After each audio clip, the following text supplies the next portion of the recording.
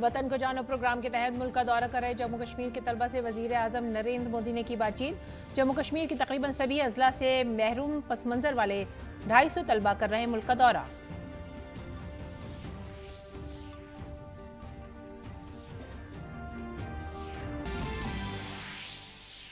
गुजरात दौरे पर मरकजी वजीर दाखिला अमित शाह गांधीनगर के पांसर गांव में तालाब के अहैया से मुताल्लिक कामों और तरक्याती प्रोजेक्टों का किया इफ्तिताह, रखा संगी बुनियाद। अहमदाबाद में पीएम स्वनिधि योजना के मुस्तफिदीन से भी की बातचीत।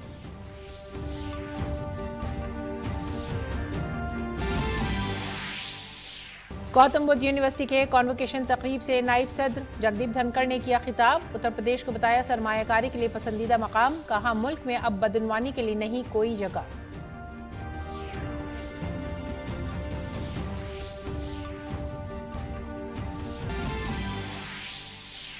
बिहार में मुजरिमीन बेकाबू, सिवान में एआईएमआईएम लीडर का कत्ल, बीजेपी ने नज्म व नस्क की सूरत हाल पर उठाए सवाल, कहा फिर से जंगल राज की वापसी।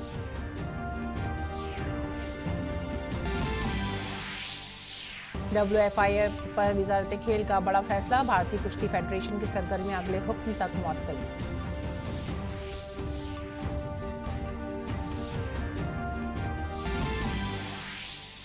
और मुंबई टेस्ट मैच में भारतीय खवातीन क्रिकेट टीम की शानदार कारकर्दगी, ऑस्ट्रेलियाई टीम को 8 विकेट से दी शिकस्त।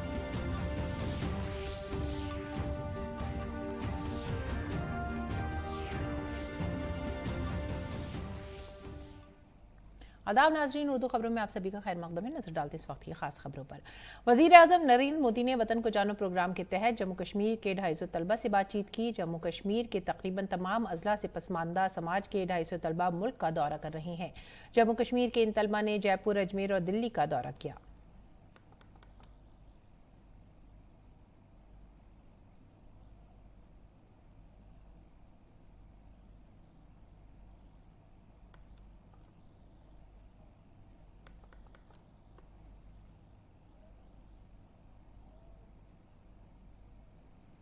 मरकजी वजीर दाखिला और गांधीनगर लोकसभा सीट से मुंतखब रुकन पार्लियामेंट अमित शाह आज गुजरात के दौरे पर हैं। वजीर दाखिला ने गांधीनगर जिले के कलौल में पांसेर तालाब का इफ्तिताह किया।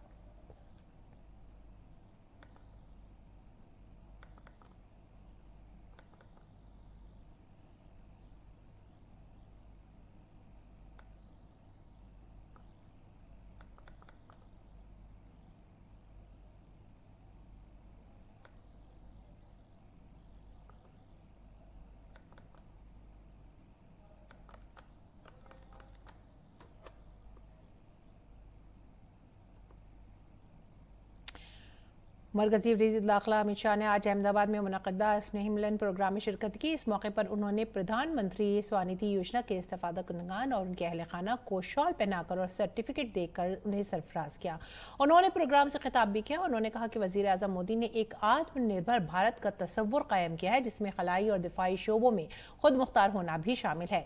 ये भारत के 140 करोड़ लोगों को तिजारत, सनत और कारोबार में आत्मनिर्भर बनाने की मुहिम है। अमित शाह ने कहा कि वजीर आजम मोदी खला, तहकीक, तरक्की और दिफा पर तवज्जो देते हैं, लेकिन सबसे बड़ा काम यह है कि उन्होंने मुल्क के गरीबों के मेयार जिंदगी को बुलंद किया है। और ग्रेटर नोएडा में वाक़ई गौतम बुद्ध यूनिवर्सिटी के कॉन्वोकेशन की तकरीब का आज एहतमाम किया गया। तकरीब में नायब सदर जमहूरिया जगदीप धनखड़ ने बतौर मेहमान खुसूसी शिरकत की। इस दौरान 7,914 तलबा को डिग्रियां भी दी गईं। उत्तर प्रदेश के वजीर आला और यूनिवर्सिटी के चांसलर योगी आदित्यनाथ ने तकरीब की सदारत की। नायब सदर जमहूरिया जगदीप धनखड़ ने कहा कि पहले मुल्क में बदनवानी उरूज पर थी, लेकिन आज मुल्क में करप्शन की कोई जगह नहीं है। You are walking into an ecosystem now, जहां भ्रष्टाचार का बोलबाला नहीं है। एक जमाना था power corridors were infested with power brokers.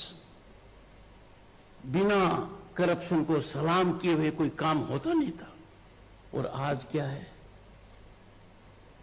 Chanakya की नीति को अपनाकर झट से उनको नष्ट कर दिया। नायब सदर जमहूरिया ने कहा कि 10 साल कबल हमारी मईशत तशवीश का सबब थी, आज हम 5वीं बड़ी मईशत बन चुके हैं, आने वाले वक्त में 3री बड़ी मईशत बनेंगे। हमारी इकोनॉमी आज से 10 साल पहले विश्व के लिए चिंता का विषय थी। Now we are the 5th largest global economy. ये आपके लिए फायदे की बात है।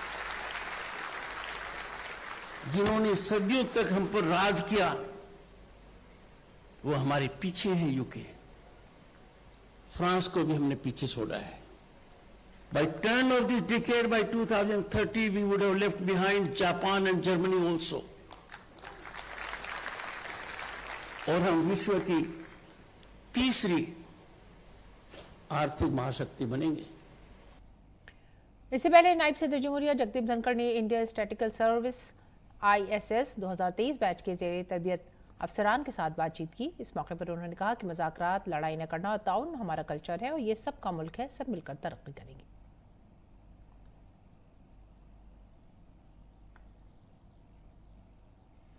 और नायब सदर जमहूरिया जगदीप धनखड़ ने दोबारा कांग्रेस सदर मल्लिकार्जुन खड़गे को खत लिखा है। उन्होंने उन्हें क्रिसमस के दिन अपनी रिहाइशगाह पर मदऊ किया है, जिसमें पार्लियामेंट की रखन अंदाजी और अपोजिशन अराकीन पार्लियामेंट की मुअत्तली के मामले पर बातचीत होगी। अपने खत में नायब सदर जमहूरिया जगदीप धनखड़ ने लिखा है कि हिकमत अमली बनाकर बदअमनी फैलाना जमहूरियत के मंदिर की बेहुरमती से कम नहीं है। ऐवान के अंदर भी आपने बहस की, मेरी हर दरख्वास्त को मुस्तरद किया। ये दर्द मुझे ऐवान में भी बर्दाश्त करना पड़ा। अगर आप गौर करें तो आप खुद तस्लीम करेंगे कि हिज़्ब इख्तिलाफ के लीडर की चेयरमैन के साथ बातचीत और राब्ते को कम तर समझते हुए ऐवान के अंदर ऐसी हर दरख्वास्त को मुस्तरद करना ये पार्लिमानी तर्ज अमल के भी खिलाफ है। नायब सदर जमहूरिया ने मजीद कहा कि खलल जानबूझकर और स्ट्रैटेजिक था। मैं इस सिलसिले में अहम अपोजिशन पार्टी के पहले से तयशुदा किरदार की निशानदही करके आपको शर्मिंदा नहीं करना चाहता, लेकिन जब भी मुझे आपसे बात करने का मौका मिलेगा मैं इसे आपसे ज़रूर शेयर करूंगा। आपको याद होगा कि मैंने पहले भी वह हसास हक़ाइक़ आपके साथ अपने चैम्बर में शेयर किए थे जब आपकी पार्टी का एक रुकन ऐवान की कार्रवाई की वीडियोग्राफी करता हुआ पाया गया था। और तमिलनाडु में बारिश और सैलाब के बाद की सूरत हाल का जायजा लेने के लिए वजीर आजम के दफ्तर में एक आला सतही मीटिंग हुई है। जराये के मुताबिक इस मीटिंग में रिलीफ और बहाली के कामों का जायजा लिया गया। मीटिंग में रियासत की मदद फराहम करने पर बातचीत हुई। इसके साथ ही NDRF के साथ हेलीकॉप्टरों और फौज के जवानों की मजीद तैनाती पर भी बातचीत हुई। इसके अलावा रियासत में सैलाब और बारिश से होने वाले नुकसानात का जायजा लेने के लिए बैन वजारती मरकजी टीम के दौरे पर भी तबादला ख्याल किया गया।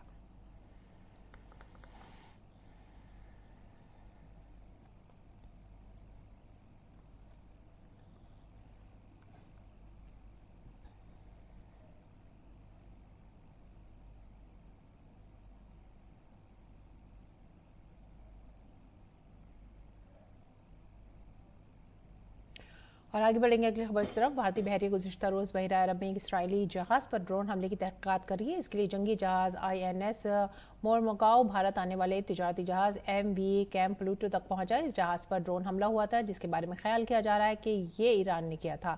हुक्काम के मुताबिक भारतीय बहरीन ने इस बात की तहक़ीक़ात शुरू कर दी है कि जहाज़ पर हमले के लिए इस्तेमाल होने वाला ड्रोन बहुत दूर से लॉन्च किया गया था या नज़दीक के किसी जहाज़ से। भारतीय बहरिया के एक एहलकार ने बताया कि केविन के झंडे वाले जहाज MV साई बाबा को भी बहरा अहमर में ड्रोन हमले का सामना करना पड़ा है। जहाज में अमले के 25 भारतीय अरकान सवार थे जो महफूज हैं। ये भारतीय परचम वाला जहाज नहीं है। दूसरी जानिब अमेरिका ने कहा है कि 2021 के बाद तिजारती जहाजरानी पर ईरान का ये 7वां हमला है। MV चैम्प प्लूटो नामी बहरी जहाज में 25 भारतीय और अमले का एक रुकन सवार था। हफ्ते के रोज मुश्तबा ड्रोन के हमले के बाद इसमें आग लग गई। ICG ने एक सरकारी बयान में कहा है कि जहाज को बाद में भारतीय कोस्ट गार्ड ने महफूज कर लिया। दरअसल भारतीय कोस्ट गार्ड का जहाज ICGS विक्रम आज सुबह तिजारती जहाज MV कैम्प प्लूटो को बहरा अरब में मुंबई की तरफ ले जा रहा है। कल ड्रोन की जद में आने वाले तिजारती जहाज को ICGS विक्रम ने साथ ले जाने की दरख्वास्त की थी। अगली खबर बिहार से। बिहार के सिवान में बेखौफ बदमाशों ने एक शख्स का कत्ल कर दिया। सिवान जिले के हुसैनगंज थाना इलाके में शरपसंदों ने ऑल इंडिया मजलिस इत्तेहादुल मुस्लिमीन के रहनुमा आरिफ जमाल को गोली मारकर हलाक कर दिया। वारदात को अंजाम देने के बाद बदमाश फरार हो गए। तफसीलात के मुताबिक आरिफ जमाल अपनी दुकान पर बैठा था। इसी दौरान मोटरसाइकिल पर सवार 3 नामालूम बदमाशों ने उसे गोली मार दी। गोली लगने के बाद उसे जख्मी हालत में अस्पताल दाखिल कराया गया, जहां डॉक्टरों ने जांच के बाद उसे मुर्दा करार दे दिया। पुलिस मामले की तहकीकात कर रही है।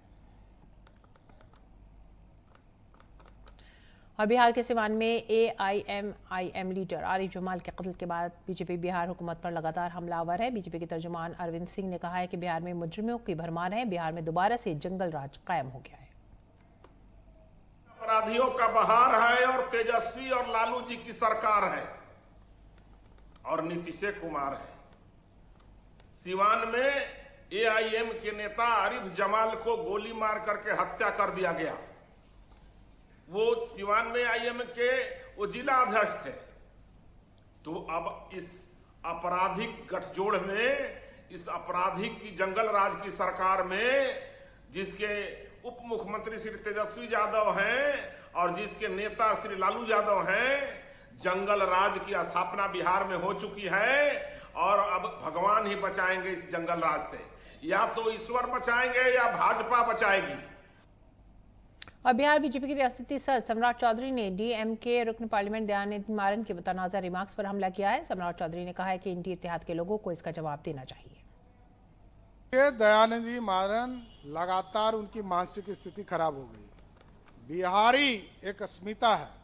बिहार ने इस देश का गोल्डन एरा दिया है, मगध हमारा, और मगध ने पूरे देश पर राज करके एक स्वर्णिम काल इस भारत को दिया है। इसको गाली देने वाले की मानसिक स्थिति खराब है। आज इंडी गठबंधन के लोगों को जवाब देना चाहिए, नहीं तो सार्वजनिक माफी मांगना चाहिए लालू जी और नीतीश जी को। बीजेपी लीडर शाहनवाज हुसैन ने डीएमके के एमपी दयानिधि मारन के मुतनाज़ा बयान पर हमला किया है। शाहनवाज हुसैन ने इसके सख्त मजम्मत की और पूछा कि जेडीयू, आरजेडी और कांग्रेस के लीडर इस पर खामोश क्यों हैं।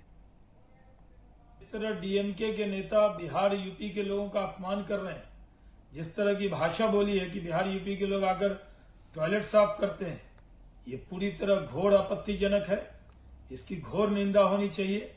आखिर इंडिया अलायंस के लोग बिहार यूपी के लोगों को इतनी है दृष्टि से क्यों देखते हैं, क्यों अपमानित करते हैं, और ये जदयू, राजद और कांग्रेस के लोग खामोश क्यों हैं? पहले भी उन्होंने बिहार के डीएनए का अपमान किया। और आगे बढ़ते हैं अगली खबर की तरफ। मध्य प्रदेश के वजीर आला मोहन यादव ने नई दिल्ली में मरकजी वजीर अनुराग सिंह ठाकुर से मुलाकात की। इस दौरान मोहन यादव का रिवायती अंदाज में इस्तकबाल किया गया।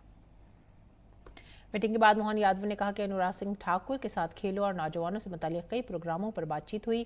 वजीर खेल ने यकीन दिलाया कि वजीर आजम नरेंद्र मोदी की क़यादत में मरकजी हुकूमत मध्य प्रदेश हुकूमत को मुकम्मल ताउन फराहम करेगी।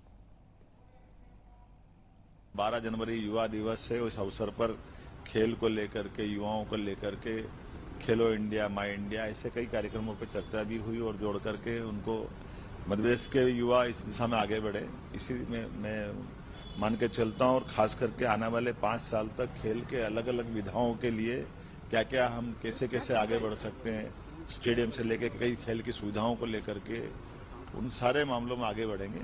मैं वैसे सौजन्य मुलाकात के लिए आज आया था, माननीय खेल मंत्री ने इस मामले में आश्वस्त किया। Retired police officer Mohammad Shafi को जम्मू कश्मीर के बारामूला में सुपुर्द खाक कर दिया गया, जिन्हें दहशतगर्दों ने गोली मारकर हलाक कर दिया था। इत्तला के मुताबिक रिटायर्ड पुलिस ऑफिसर पर मस्जिद में अजान के दौरान दहशतगर्दों ने हमला किया था।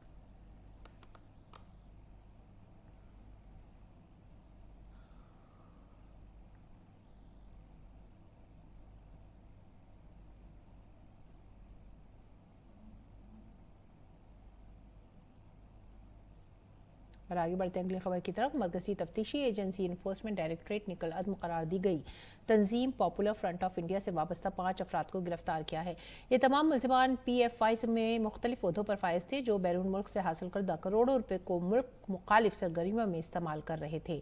ED के मुताबिक जिन अहम अरकान को गिरफ्तार किया गया उनमें PFI के बानी अरकान में से एक AS इस्माइल, तंजीम की कर्नाटक यूनिट के सदर मोहम्मद शफीक, 2020 तक कौमी सेक्रेटरी रहे अनीस अहमद, तंजीम पर पाबंदी के वक्त कौमी सेक्रेटरी रहे अफसर पाशा और तंजीम के मौजूदा कौमी नायब सदर EM अब्दुल रहमान भी शामिल हैं। दरअसल 2 मई 2018 को दर्ज ECIR में गिरफ्तार तमाम 5 मुलजिमीन से हाल ही में 19 दिसंबर को दिल्ली की तिहाड़ जेल में ED ने पूछताछ की थी। राष्ट्रीय स्वयंसेवक संघ के सरसंघचालक डॉक्टर मोहन भागवत ने हरियाणा के वजीर आला मनोहर लाल खट्टर के साथ आज हरिद्वार के खंकल में वाक़ श्री हरिहर आश्रम में दिव्य आध्यात्मिक महोत्सव का इफ्तिताह किया। ये प्रोग्राम आचार्य महामंडलेश्वर स्वामी श्री अविधीशानंद जी के जरिए जूनागढ़ आचार्य पीठ के क़याम के 25 साल मुकम्मल होने की याद में श्री दत्त जयंती के तौर पर मुनक़्क़िद किया गया था। देश को चलाने वाले तंत्र के जो लोग हैं वो प्रजा के पालन की बुद्धि रखकर उस तंत्र में रहे, प्रजा को रूल करने की बुद्धि से न रहे। जो हमारे प्रधानमंत्री जी ने कहा पार्लियामेंट में आने के पहले दिन कि मैं प्रधान सेवक हूं, इस वृत्ति से लोग सत्ता में, प्रशासन में रहे। स्वस्ति प्रजाभ्य परिपालयन्ता न्याय्येन मार्गेण, और न्याय के मार्ग से। कोलकाता का तारीख ब्रिगेड परेड ग्राउंड आज आलमी रिकॉर्ड बनाने के लिए तैयार है। यहाँ 1 लाख से ज्यादा लोग गीता का व्रत करके रिकॉर्ड बनाने के लिए तैयार हैं। गीता सुनाने के लिए 1,30,000 लोगों ने रजिस्ट्रेशन कराया है। इससे कबल इतनी बड़ी तादाद में लोगों ने एक साथ गीता का व्रत नहीं किया था। वजीर आजम नरेंद्र मोदी ने अपने पैगाम में लिखा, सनातन संस्कृत संसद, मतीलाल भारत तीर्थ सेवा मिशन आश्रम और अखिल भारतीय संस्कृत परिषद ने मुश्तरका तौर पर कोलकाता की परेड ग्राउंड में लोग को घंटे गीता पाठ के बारे में जानकर खुशी हुई। 1 लाख लोगों का गीता का व्रत करने का हदफ वाकई काबिल तारीफ है। सरमद भगवद गीता एक आलमी रहनुमा है जो बेपनाह इल्म फराहम करती है और बामानी जिंदगी गुजारने का रास्ता दिखाती है। ये जिंदगी के चैलेंजों से निपटने के लिए किताब के तौर पर भी काम करती है। गीता के तजवीज़ करदा रास्तों की तकसरियत भारतीय फिक्र और सकाफत के लिए अहम है। 2047 तक का वक्त इज्तमाई कोशिशों के जरिए एक मजबूत, तरक्की याफ्ता और जामे भारत की तामीर के ख्वाब को पूरा करने का मौका है। लोग खो घंटे गीता पाठ सबके लिए अमन और भलाई लाए। इस कोशिश की कामयाबी के लिए तमाम मुंतज़मीन को नेक ख्वाहिशात। और इस दौरान मगरबी बंगाल में सर्द लहर का कहर जारी है। कोलकाता में घने कोहरे की वजह से नेताजी सुभाष चंद्र बैनुल अक़वामी हवाई अड्डे पर काम मुतासिर हुआ है। हद निगाह कम होने के बायस एयरपोर्ट से फ्लाइट ऑपरेशन मुतासिर हुआ है, जिसकी वजह से कई परवाजें ताखीर का शिकार हो रही हैं।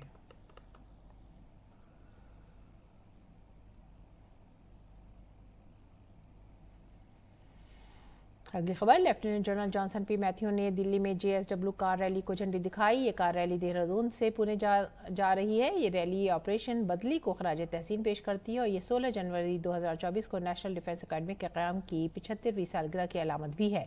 इस मौके पर नेशनल डिफेंस अकेडमी के commandant vice admiral Ajay Kochhar ने कहा है कि ये कार रैली NDA के क़याम का जश्न मना रही है। 70 साल पहले ये जो जॉइंट सर्विसेज विंग था, इसको क्लेमेंट टाउन देहरादून से खड़कवासला पुणे में शिफ्ट किया गया। और जो ये कार रैली हम आज यहाँ देख रहे हैं, ये NDA की स्थापना को एक किस्म से सेलिब्रेट कर रही है और कमेमोरेट कर रही है। और जैसा आप जानते हैं, 16 जनवरी 2024 को NDA अपने 75 वर्ष पूरे करेगा और इसको मनाने के लिए 16 जनवरी 2023 से हमने एक ईयर लॉन्ग सेलिब्रेशंस का आयोजन किया है, जिसमें हमने विभिन्न प्रकार के कार्यक्रम रखे हैं। और मेन मकसद है कि हम अपने भारतीय नागरिकों और ख़ास करके यूथ को ये मैसेज पहुंचाएं अबाउट NDA, ताकि उनको मोटिवेट करें। मुल्क में गुज़िश्ता 24 घंटों में कोविड के 656 मामले रिपोर्ट हुए हैं। मुल्क में कोविड के कुल एक्टिव मामला 3700 से ज़्यादा हैं। केरला, तमिलनाडु, कर्नाटक, महाराष्ट्र, गोवा में कोविड के मजीद मामले सामने आ रहे हैं। कोविड से बचने के लिए पुरहुजूम जगहों पर जाने से गुरेज करें, मास्क पहने, हाथ धोते रहें।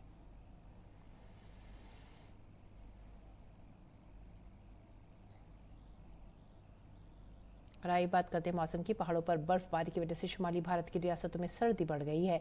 महकमा मौसमियात ने कहा है कि मैदानी इलाकों में 3 से 4 रोज तक कोहरे से कोई राहत नहीं मिलेगी।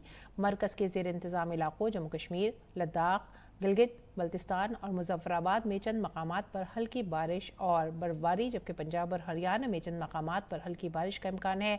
महकमा मौसमियात ने कहा है कि तमिलनाडु, पुडुचेरी, कराईकल, केरला, माही और लक्षद्वीप में अगले 4 दिन तक हल्की से दरमियानी बारिश जारी रह सकती है।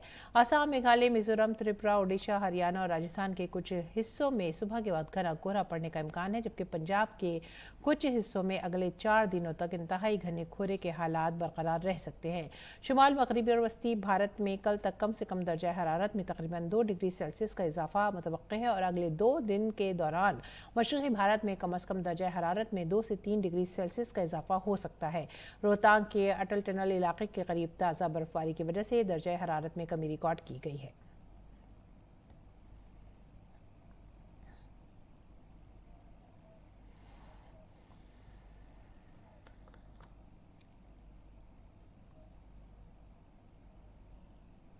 और बात करते हैं विकसित भारत संकल्प यात्रा की। विकसित भारत संकल्प यात्रा के दौरान मरकजी हुकूमत की मुख्तलिफ स्कीमों से फायदा उठाने वाले अपने अल्फाज में अपनी कहानियां सुना रहे हैं। आइए हम इन कहानियों को सुनते हैं कि किस तरह से इंदौर की जोड़ी दिलीप और शिल्पा गोरे ने स्वनिधि स्कीम का फायदा उठाकर अपने छोटे कारोबार को आगे बढ़ाया। जब लॉकडाउन लगा था तो मेरी आर्थिक स्थिति बहुत खराब हो गई थी, तो मुझे इस योजना के बारे में जानकारी मिली, तो मैंने इसका फॉर्म भर के फिर मुझे बैंक द्वारा यह लोन दिया गया। पहले 10,000 का लोन दिया गया, उसे मैंने समय पर चुकाने के बाद मुझे 20,000 का लोन मिला। फिर मैंने अपनी पत्नी को भी इस योजना के बारे में बताया, तो उन्होंने बोला कि मुझे भी इसका लाभ लेना है, तो मैंने उसके नाम पे भी लोन लिया और अपना काम चालू कर दी। मुझे पैसे की ज़रूरत थी, इसलिए फिर मैं कार्यालय में गई, वहाँ पे फॉर्म भरा। नगर निगम में मेरे को भेजा गया, तो फिर मैंने फॉर्म भरा, तो मेरे को पहले 10,000 का लोन मिला। फिर वो चुकाने के बाद मुझे बैंक से फ़ोन आया कि मैडम आपको 20,000 का लोन आप लेना चाहते हो क्या? तो मैंने हाँ बोला, तो मेरे को 20,000 का भी लोन मिल गया। फिर वो चुकाने के बाद मेरे को 50,000 का लोन मिला। तो फिर लोन मिलने के बाद मेरा काम अच्छा चलने लगा। और देवास की वंदना मालविया पहले चूल्हे पर खाना पकाती थी। खाना पकाने के दौरान घर में धुआं बहुत होता था, जिसकी वजह से उन्हें सांस लेने में दुश्वारी होती थी। खाना पकाने में वक्त भी काफ़ी लगता था। वंदना को उज्ज्वला स्कीम के तहत फ़ायदा हासिल हुआ। वंदना ने स्कीम के तहत खुद को रजिस्टर करवाया और गैस कनेक्शन हासिल किया। आज उनका खाना पकाने में न सिर्फ वक्त बचता है, बल्कि धुएं से भी आज़ादी मिल गई है। जब से गैस कनेक्शन मिला है कोई प्रॉब्लम नहीं है। खाना भी सही साइड बनता है, टैंकी भी हमको सही साइड मिल जाती है, 100 रुपये टाइम पे कोई प्रॉब्लम नहीं होती खाना बनाने में। पे खाना बनाने में चूल्हा जलता नहीं था, घर में बहुत धुआं होता था, बहुत सारी प्रॉब्लम होती थी। और अभी कोई प्रॉब्लम नहीं है, अभी गैस चालू करो 10-15 मिनट में खाना बन जाता है। पहले 1-1 2-2 घंटे लगते थे खाना बनाने में, अब नहीं लगता, टाइम से हो जाता है काम। के लिए मोदी जी को धन्यवाद। अब नहीं होते बर्तन खराब, पहले बहुत काले बर्तन होते थे, उनको मांजने में हाथ खराब हो जाते थे, अब नहीं होते। हाँ, समय भी कम लगता है, खाना भी जल्दी बन जाता है, बर्तन भी जल्दी साफ हो जाते हैं। घर में बिजली की वजह से जो गंदगी होती थी वो भी नहीं होती है। बहुत अच्छी है, मेरे लिए तो बहुत अच्छी है और सबके लिए ये जिनको मिला है उनके लिए भी सबके लिए अच्छी है। राइब नजर डालते हैं आलमी खबरों पर। गजा में इसराइली फौज की शदीद हमले जारी है। इसराइली तैयारों ने गजा के पनाहगज़ीनों के सबसे बड़े इलाके जबालिया पर बमबारी की और टैंक से गोले बरसाए। इसराइली टैंक अब शहर में दाखिल हो चुके हैं। हमास ने 5 इसराइली टैंकों को तबाह करने का दावा किया है। गजा में 78 रोज़ा जंग में कल 201 अफराद मारे गए, जिससे हलाकतों की तादाद 20,258 हो गई है, जबकि 140 इसराइली फौजी अब तक मारे गए हैं। हमास की तरफ से गैरकमालियों की रिहाई के बदले मुस्तकिल जंगबंदी की शर्त पर खामोश रहते हुए इसराइल ने अब गजा में हमले तेज कर दिए हैं। इस बीच इसराइल की वजारत दिफा ने एक वीडियो भी जारी किया है, जिसमें वजीर दिफा यूवो ग्लांट और एमरजेंसी के वजीर बैनी गेंट्स को शुमाली गजा में फौजियों से मिलते हुए दिखाया गया है। अक़वाम मुत्तहिदा की सलामती कौंसिल ने फ़िलिस्तीनी इलाके के लिए मज़ीद इमदाद की अपील करने के बाद इसराइल ने शुमाली गजा में हमले तेज तर कर दिए हैं। इस बीच अमरीकी सदर जो बाइडन ने एक बार फिर से इसराइली वजीर आज़म बेंजामिन नेतन्याहू से फ़ोन पर बातचीत की है। बातचीत के बारे में इत्तला देते हुए बाइडन ने कहा है कि उन्होंने जंगबंदी के लिए नहीं कहा है। वहीं नेतन्याहू के दफ्तर ने वाज़ेह किया है कि हम अपने तमाम अहदाफ हासिल करके रहेंगे, मकसद के हुसूल तक जंग जारी रहेगी। IDF ने गुज़िश्ता हफ्ते हमास के तकरीबन 200 दहशतगर्दों को गिरफ्तार करने का दावा भी किया था। फौज ने कहा है कि दहशतगर्दों से पूछताछ की जा रही है। जंग के आगाज़ से अब तक 700 के करीब दहशतगर्दों को गिरफ्तार किया जा चुका है। आगे बढ़ेंगे अगली खबर की तरफ। बुरुंडी हुकूमत के तर्जुमान ने बताया कि बुरुंडी में हमसाया मुल्क डेमोक्रेटिक रिपब्लिक ऑफ कांगो में मुकीम बागी ग्रुप के हमले में कम से कम 20 अफराद हलाक हो गए हैं। तर्जुमान जेरोम ने एक बयान में कहा है कि हलाक होने वालों में 12 बच्चे और 3 खवातीन शामिल हैं, जिनमें से 2 हामिला थीं। कांगो के साथ झील तांगानिका की सरहद के करीब मगरबी कस्बे ओगीजो में कल शाम 9 घरों को निशाना बनाया गया। मशरक़ी कांगो के जनूबी क्यो में वाक़ई बुरुंडी के मसले बागी ग्रुप के रेड तबारा एक्स पर एक पोस्ट में हमले की जिम्मेदारी ली है। इस ग्रुप ने शहरियों को निशाना बनाने की तरदीद की है और दावा किया है कि 9 फौजी और 1 पुलिस अफसर को हलाक किया गया है। बुरुंडी के हुकाम रेड तबारा को दहशतगर्दाना तहरीक समझते हैं। ये ग्रुप पहली बार 2011 में सामने आया था और इस पर 2015 से बुरुंडी में मुतअद्दिद हमले करने का इल्ज़ाम आयद किया जा रहा है। खेल की खबरों की तरफ रुख करेंगे। भारतीय वजारत खेल ने 9 मुंतखब भारतीय कुश्ती यूनियन की सरगर्मियों को मुअत्तल कर दिया है। हाल ही में कुश्ती फेडरेशन का इंतखाब हुआ था, जिसमें संजय सिंह को सदर मुकर्रर किया गया था।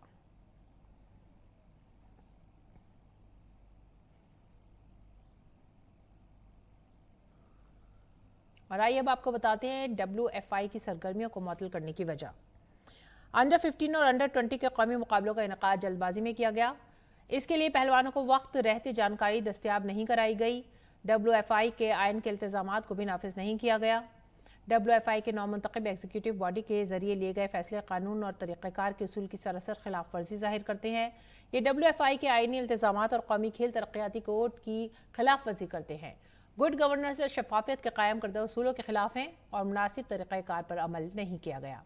मुनसिफाना खेल, शफाफियत और जवाबदही यकीनी बनाने के लिए इंतजामिया के उसूल को नाफिज करना अहम है।